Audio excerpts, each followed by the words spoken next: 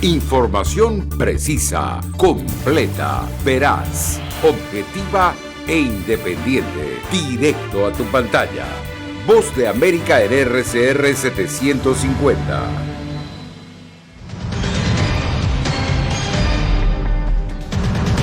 La guerra contra las drogas ha fracasado. Presidente de Colombia se estrena ante la Asamblea General de Naciones Unidas cuestionando la política antidrogas estadounidense.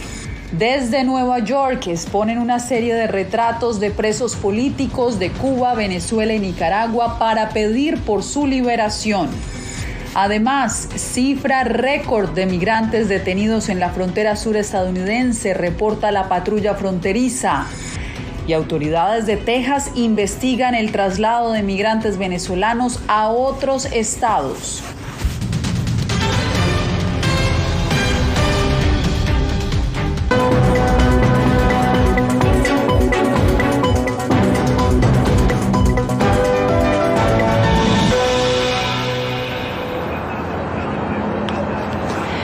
¿Qué tal? Soy Yasmín López, los saludo desde Nueva York y les doy la bienvenida a esta cobertura especial de la Asamblea General de Naciones Unidas 2022, que hoy registró las primeras alocuciones de los mandatarios. El cambio climático y cuestionamientos a la política antidrogas estadounidense marcaron los discursos de algunos de los mandatarios latinoamericanos.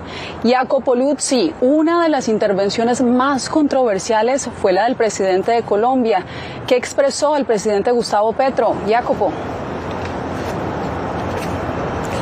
Yasmín, Petro no condenó directamente a Rusia por la guerra en Ucrania, a lo contrario de los otros líderes, pero hizo un llamado a la paz, esto sí, y habló de otra guerra, aquella contra las drogas, quien pidió que se acabe porque no hará disminuir el consumo de drogas y se necesita la construcción, a lo contrario, de una mejor sociedad solidaria.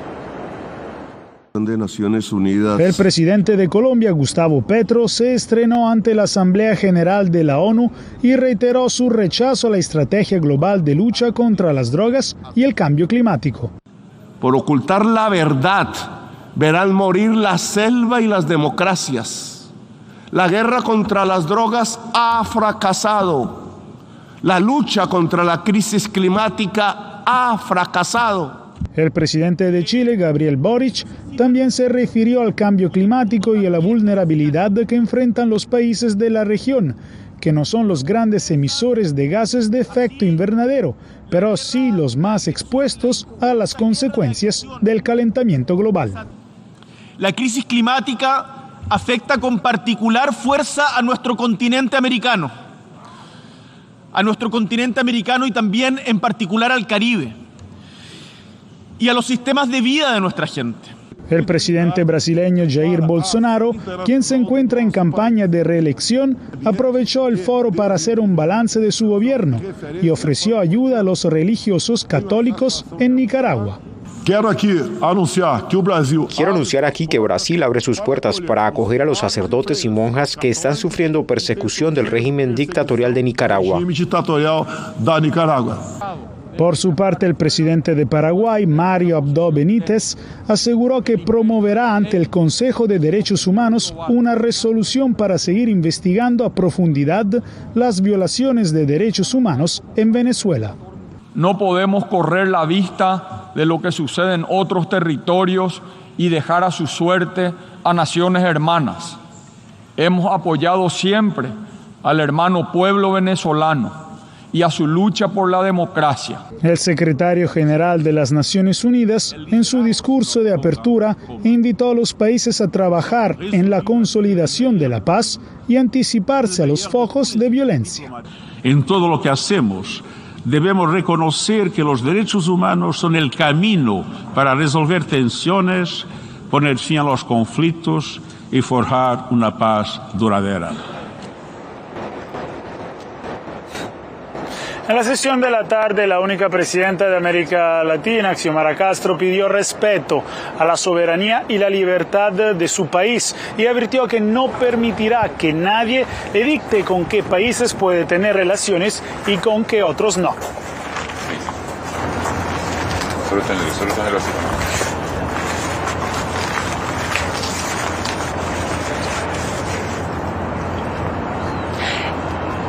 Bueno, ese era el informe de Jacopo Luzzi, y mientras los dignatarios se dirigen al plenario de Naciones Unidas, miembros de la diáspora venezolana, cubana y nicaragüense reclaman aquí en Nueva York la libertad de sus familiares, presos políticos encarcelados en sus países. Ronen Swartz estuvo con ellos y entrevistó, entre otros, a la esposa del ex candidato presidencial nicaragüense Juan Sebastián Chamorro. Personas de Nicaragua, Venezuela y Cuba presentaron una muestra fotográfica llamada Retratos Humanos de Historias de Presos Políticos para reclamar la liberación de sus parientes arrestados en esos países por motivos políticos. Yo soy Victoria Cárdenas, esposa de Juan Sebastián Chamorro, candidato a la presidencia de Nicaragua, que fue ilegalmente detenido el 8 de junio del año pasado. Hace más de 468 días que Victoria Cárdenas no ve a su esposo Sebastián Chamorro, recluido en lo que ella describe como condiciones inhumanas.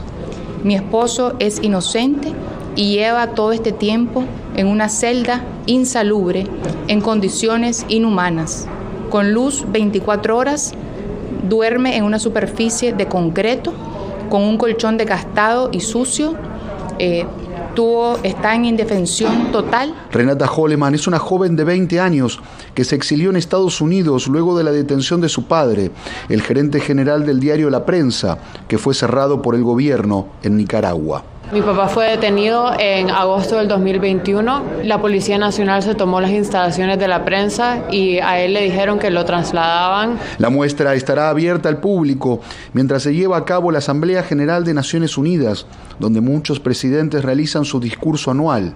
La exhibición Retratos Humanos de Historias de Presos Políticos es un llamado de atención para los países que son acusados de violar los derechos humanos en forma sistemática. Ronen Swartz, Voz de América, Nueva York. El jefe de la diplomacia europea, Josep Borrell, aseguró que si bien la crisis nicaragüense es importante para la Unión Europea, no tiene en su agenda abordarla, no la piensa abordar durante esta Asamblea General. ¿Por qué es significativa esta respuesta? Le preguntamos a nuestra compañera Celia Mendoza, quien también nos acompaña en vivo desde aquí, desde la sede de la ONU. Celia. Así es, Yasmín, es importante porque este es un tema que se ha venido trabajando desde la Unión Europea, y el líder de la diplomacia de este grupo de países entiende lo que significa la imposición de sanciones, el trabajo multilateral. Sin embargo, en estas primeras reuniones asegura que no fue un tema de la conversación con los ministros de Relaciones Exteriores, pero también resaltó que es un tema que les interesa. Esto fue lo que dijo exactamente. Un sueño hecho. El tema de Nicaragua preocupa mucho a la Unión Europea y a mí en lo personal. Lo sé muy bien. Soy español y sé lo que representa Nicaragua y quién está gobernando el país, pero tengo que decir que hoy, en la agenda de los ministros de Asuntos Exteriores, no hemos hablado de Nicaragua, pero eso no quiere decir que no nos importa. Hay que resaltar que el presidente de ese país no asistirá personalmente, será su representante ante Naciones Unidas y el canciller quienes estarán trabajando. Y también hay que mencionar que durante esta jornada el presidente de los Estados Unidos se refirió al tema de los migrantes nicaragüenses, venezolanos y cubanos, indicando que son parte del enfoque que él está trabajando en la administración y que devolverlos a sus países de origen simplemente no es una respuesta posible y lógica para esas personas, y esto genera expectativa frente a lo que pueda decir en su discurso este miércoles. Definitivamente crea expectativa, Celia, muchas gracias por tu reporte. Bien, Argentina hizo un llamado para que cese la invasión en Ucrania y se establezcan mecanismos para garantizar la seguridad económica y política en el mundo. Natalí Salas Guaitero está en vivo con nosotros. Natalí, ¿cuáles son los temas bandera que Argentina expuso ante el Pleno de la ONU? Hola Yasmín, ciertamente en una conversación que sostuve con Santiago Cafiero, quien es el canciller de Argentina, señalaba estos puntos que son bandera para el gobierno del presidente Alberto Fernández. Entre ellos, la creación de mecanismos que puedan proteger sobre todo a las economías emergentes, como él la señalaba, de atolladeros económicos y políticos como los actuales a raíz de la guerra en Ucrania. Sobre todo, que se dan cuenta de las altas cifras de inflación y, por supuesto, el alto costo de los bienes de consumo masivo. Vamos a escuchar algunas partes de esta conversación. No solo el llamamiento al cese de hostilidades, sino también la necesidad de que se diseñen herramientas para contener el aumento de los precios de la energía, de los alimentos, que eso está provocando serios daños desde el punto de vista de la seguridad alimentaria en América Latina y el Caribe. Semanas antes de que se iniciara esta invasión de Rusia a Ucrania, el presidente Fernández le dijo a su homólogo Putin que deseaba que Argentina se convirtiera en esta puerta de entrada hacia América Latina. ¿De qué manera se ha fortalecido esa relación en hechos concretos entre Argentina y Rusia? ¿Y esto cómo pone la situación de Argentina con Estados Unidos? No, eso no. En todo momento se entendió que lo que el presidente Fernández estaba conversando con otro presidente, con Putin, era el vínculo comercial, no un vínculo vinculado a otro tipo de relaciones políticas, ni mucho menos, era un vínculo estrictamente comercial. Las inversiones en Argentina de Rusia son mínimas, prácticamente no hay. La Argentina no tiene prácticamente comercio con Rusia. Con lo cual justamente lo que se buscaba era estimular un ámbito de negocios y un ámbito comercial, no otra cosa. ¿De qué manera Argentina a corto y mediano plazo pudiera colaborar para encarar esta situación, sobre todo en el hemisferio, tomando en cuenta que es el principal productor de trigo, por ejemplo, ¿no? Bueno, Argentina está ya cumpliendo un rol ahí fundamental. Hemos aumentado nuestra exportación de trigo este primer semestre en un 60%, pero también no es menos cierto que se necesita financiamiento. Otro tema, Yasmín, el cambio climático, los efectos del cambio climático en los suelos y, por supuesto, su repercusión en lo que es la movilidad regional. Fíjate que el canciller hablaba de que este tema tiene que ser tratado con una cooperación regional de todos los países y, por supuesto, financiamiento, que eso es crucial. Yasmín.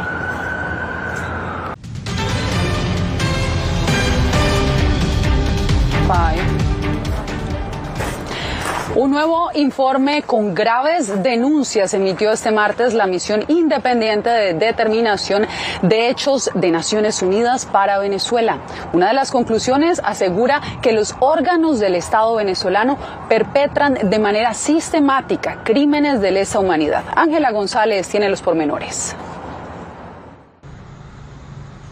La misión de la ONU documentó 122 casos de tortura perpetrados por la Dirección General de Contrainteligencia Militar de Venezuela, DGCIM, y otras formas de violaciones a los derechos humanos cometidas por el Servicio de Inteligencia SEBIN. Estos crímenes, según Naciones Unidas, quedan impunes.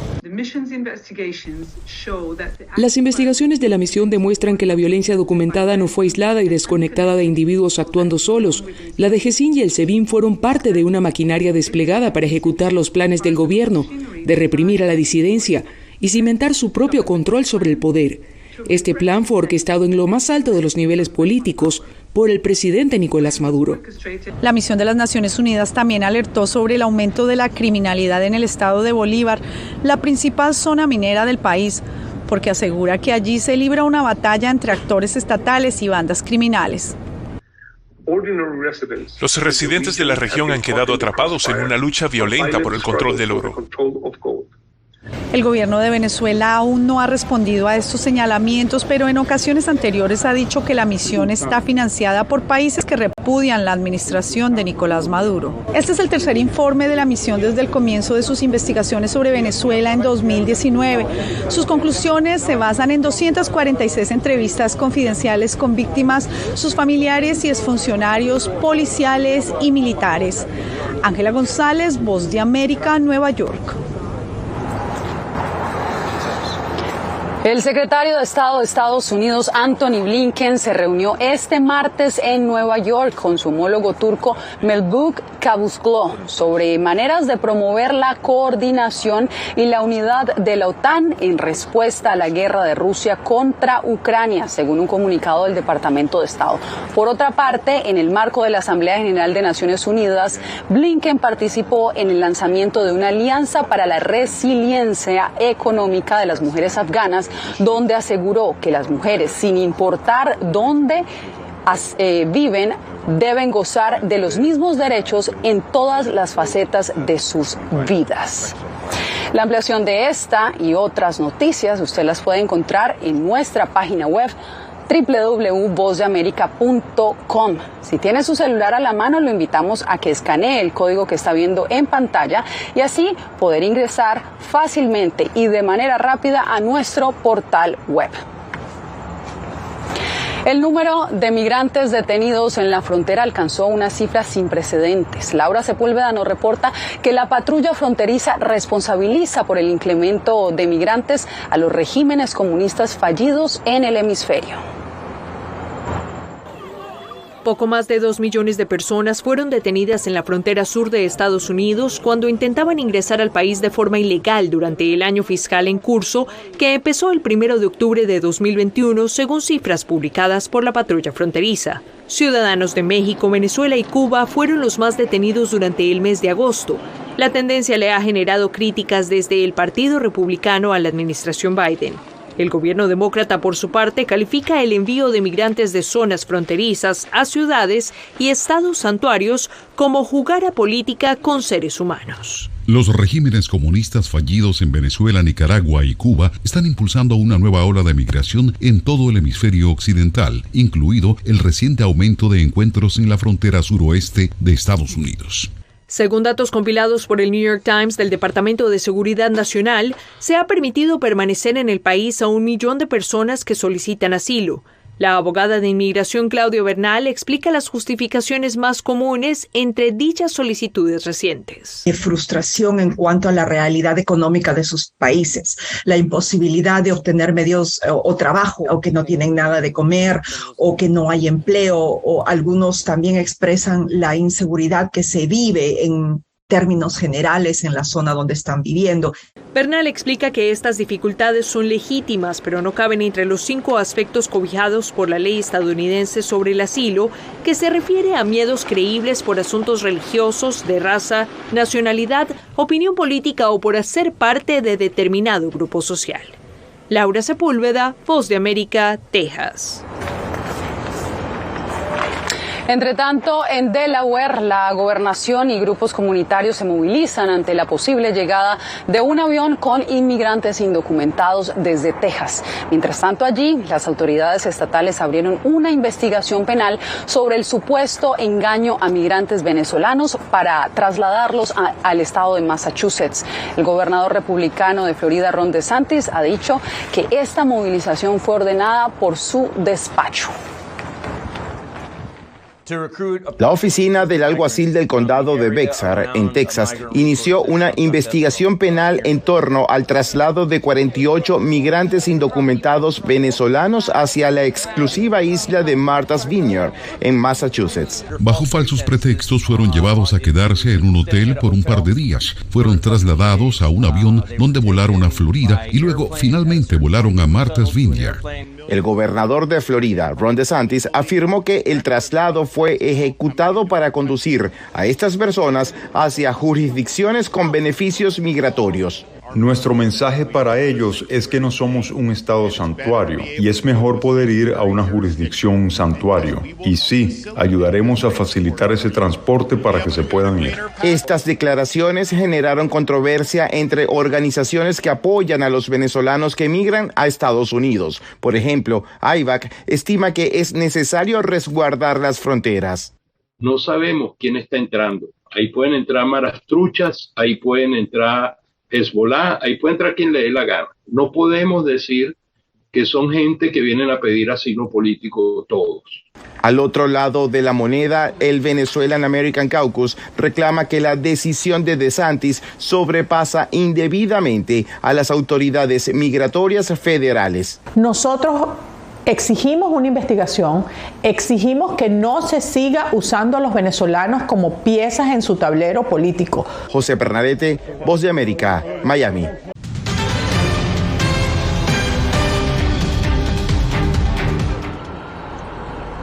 Un sismo de 5,8 grados se sintió en la madrugada del martes en la región central del Pacífico mexicano. El movimiento tuvo epicentro frente a las costas de Colima, en el municipio de Tocomán.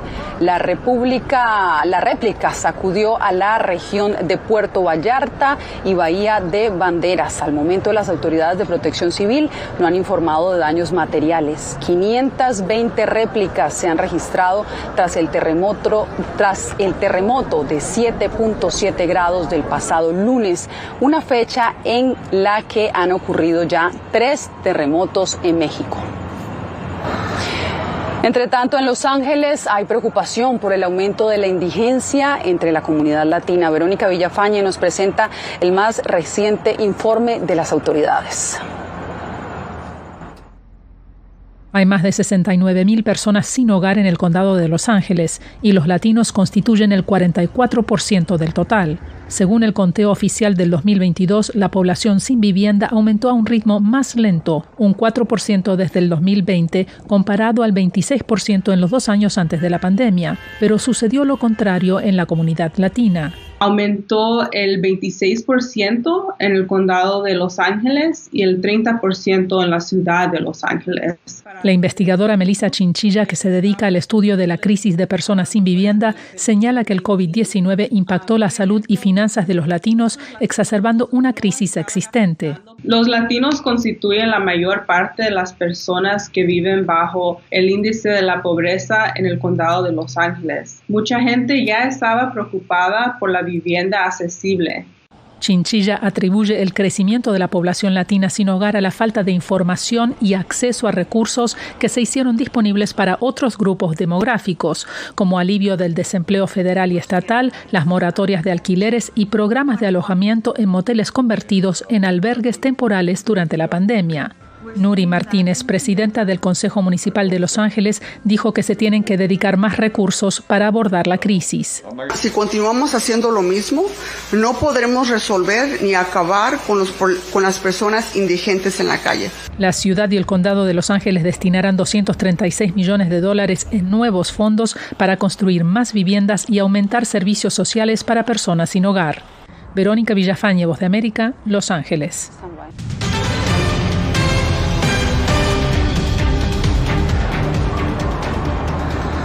Gracias por seguir con nosotros, y nosotros cerramos esta emisión especial desde Naciones Unidas con un títere gigante que está rondando por estos días las instalaciones del organismo. Fue llamada Little Amal, una niña refugiada siria de 10 años quien visitó el edificio para la cumbre de transformación de la educación.